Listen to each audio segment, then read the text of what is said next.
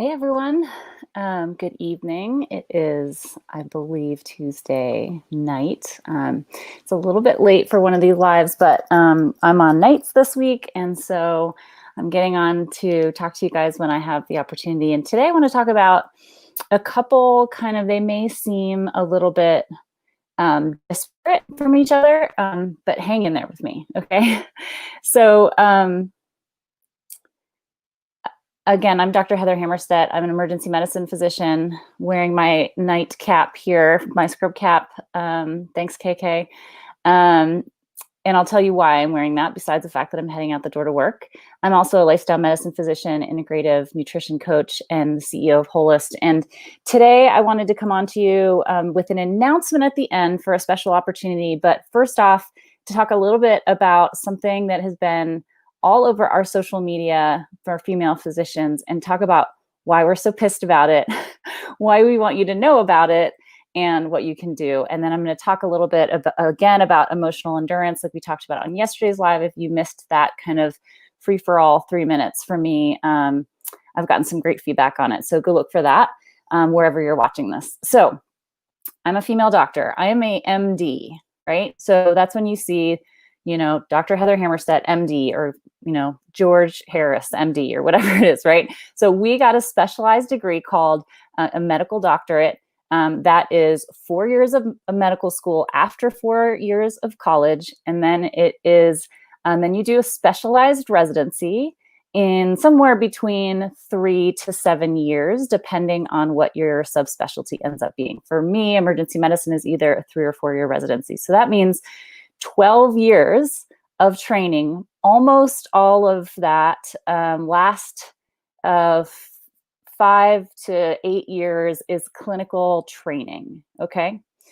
In the news, and I'm not going to say exactly why last week because I don't like talking about politics, there were a lot of celebrities coming out and saying that the people who were taking care of our president, there I go, I just said it, were not doctors because they had an initial called a DO after their name. That is a doctor of osteopathy. I'm sure a bunch of my docs are watching this who are DOs. You know that you did the exact same training as us with an additional kind of neuromuscular training called osteopathy. Okay, so they have done the same 4 years of college, 4 years of a specialized medical school, and then usually the exact same residencies that MDs do. So these celebrities were calling them out, saying they weren't real doctors. Not true. We were all standing up for our partners. Yeah, doctors, nice to see you. We were all standing up for our doctors as much as we could on social media to say, understand that we're in terms of DO, MD, it's the same, okay? Nurse practitioners have an entirely different training. We're not getting into this. Naturopaths, entirely different training. Conventional medicine, MDs, DOs, okay? So then we're always talking about female physicians and how we struggle with people recognizing they're actually the doctor. This is one of the reasons why I'm wearing this hat. Now that nobody can see me except for this, and so I do my eyes, even when I go to work, they don't know if I'm a nurse. They don't know who I am. I've always struggled with this. Even when I was in my hair down, look like all of my badges showing, not covered in all protective gear, I'm still walking into the room saying, I'm Dr. Heather Hammerstedt. I'm your doctor today. I'm your emergency doctor. I'm going to be the doctor taking care of you today. I'm the doctor leading your team, whatever it is I'm saying. I say it like 5 or 6 times in the first 30 seconds. I swear to God, every single shift, someone will say that they never saw a doctor. My favorite complaint was, I never saw a doctor, but that blonde nurse sure was knowledgeable. There is implicit bias into whether physicians and whether females are physicians, qualified to be physicians, whether we recognize them as being possible that they're physicians, not even to mention the things that our people of color, especially women, are trying to deal with at the same time. So I'll tell you, I've been called all sorts of things. And my favorite thing is to take the B word or the C word or whatever it is that I'm being called by some misogynistic patient and say that's Dr. B word to you or something like that. But just last week, I walked into a patient's room. I had a male nurse who had brought the patient back, triage, and said, Dr. Hammerstead will be right in. She's great. She's going to take really good care of you, right? Like managing up, doing what he's supposed to do, using appropriate gender should not have been a surprise. I walked into the room. Of course, I'm all covered up like this, but I have my ID where it's like one of my, holeless glamour shots. So I actually look female, and I show it to him as I come in, and I say, hi, I'm Dr. Hammerstead to you. And he jumped. He literally jumped. And I was like, oh my God, are you okay? What's going on? And he said, oh, I just had no idea that you could be a woman.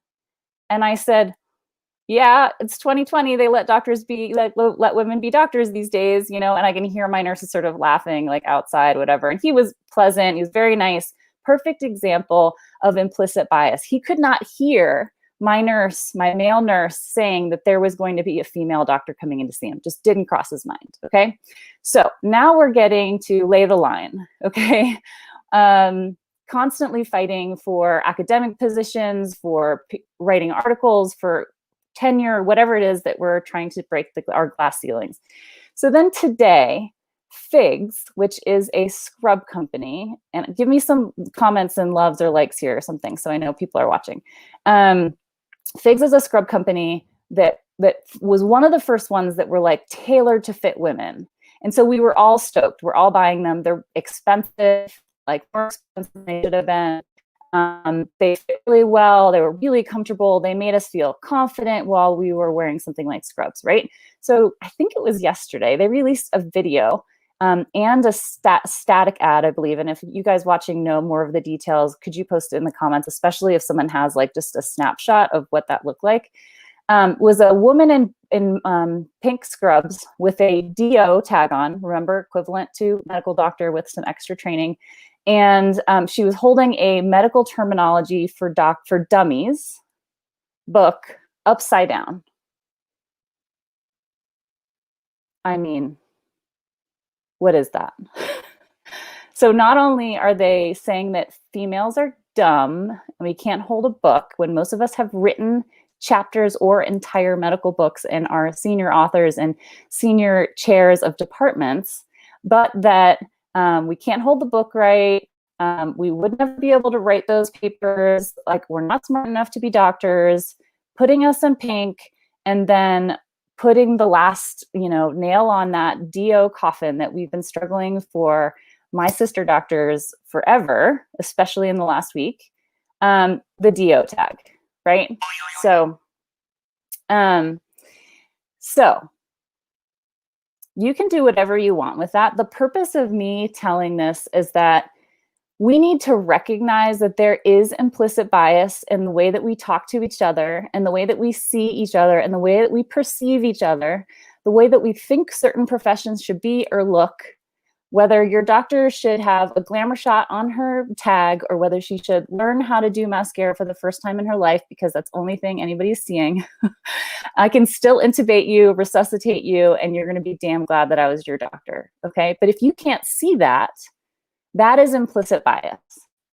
So whether it's racism against people of color, whether it's misogyny, whatever it is, we all have it. I admit I have it. I work very hard to try to figure out how I can recognize that in myself so that I can proactively work against my own implicit bias. So what I'm asking you to do is to do that for your female doctors, to do that for your female mid-level providers, to do that for anyone in healthcare, people of color, anybody in your life, and any of these kind of not the exact what you think should be people, sex, gender, whatever it is. Just recognize it, okay? And then ask questions. Ask what the medical training is for a DO. Ask why they wanted to go into the specialty that they wanted to go to. Just like try to figure it out and move past that implicit bias. And then you've got to recognize it in advertising and in books and research and all sorts of things as well. So help us with that, okay? So I'm going to move on a little bit.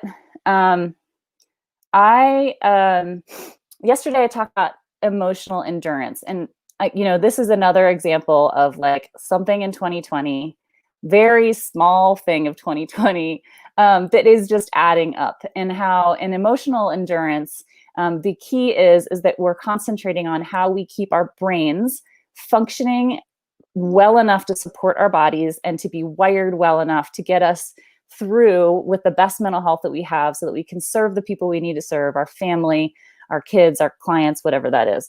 So today if you were watching my stories, I just finished a weightlifting, 45 minutes at home. Why do I do this? For my emotional endurance, okay?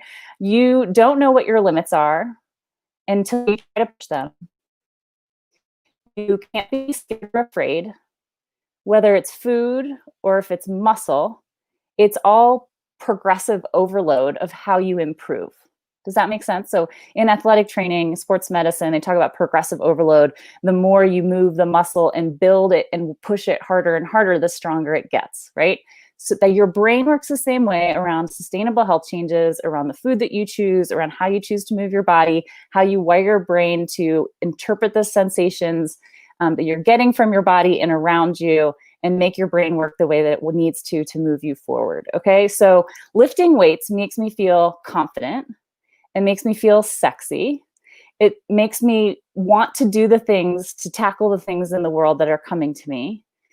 Food and fueling myself the same way does the same thing. So if you have something like that in your life that is going to give you that, then do it every day. You can't tackle life in 2020 and what else is to come, and do the 4 things that you need to do. Choose your fuel, choose your thoughts, choose your inner state, choose how to move your body, and succeed emotionally with that emotional endurance. Okay, so how you do anything is how you do absolutely everything. So don't do it half-assed. Okay. So here's my announcement. I'm pretty fired up tonight, as you guys can tell. I kind of get like this even more during my weeks of emergency medicine than my 2 weeks that I have for just Holist and my family. And that's because I go in there every night and I see the things that made me want to start Holist. I see people coming in overweight, drunk, intoxicated, angry, depressed, suicidal, chest pain, heart attacks, strokes, motor vehicle accidents, and now COVID, right? And so much of this is preventable if these people would have found me 10 years ago, okay? So I get fired up. And so because of all this female doctor talk, and because my implicit bias conversation, and because my entire team of coaches is women, and because I want to give you guys an opportunity to actually get on the phone with me, next week, I'm opening up 5 spots for a strategy call with me around food and your body and your brain. I haven't done these calls myself usually for maybe 5 or 6 months because I have strategy coaches that do this for me. But I want to open up these 5 spots. They are for people who have been wanting to figure out what Holist is about. They're not happy with their way that they're using their brain. They're not happy with the way that they're moving their body. They're not happy with their health choices. They're not happy with how your body feels. I mean, I'm telling you, when you are feeling good, you want to feel your body, right? There's nothing wrong with that. If you don't feel that way and you want to change it and you want to hit 2021 with 3 months of like serious, awesome health work for yourself, then I want you to comment action with Heather. You got to do all that action with Heather because I need to know that you want one of these 5 spots with me. And I'll open up a spot for you. It'll be 45 minutes. You'll have some homework to do before you do it. To learn more about what we do, 12-week university level course around mindset around food, sustainable health change, neuroplasticity on how you see yourself, how you see the world around you, and most importantly, what and when and why you eat and how you should be doing that in order to get to prevention and reversal of disease and long-term weight management and a fueled, happy brain. So I have to leave in 5 minutes to go to work. I am on a trauma COVID shift tonight, so wish me luck in the comments. And I am sure I'll see you guys tomorrow. Cheers.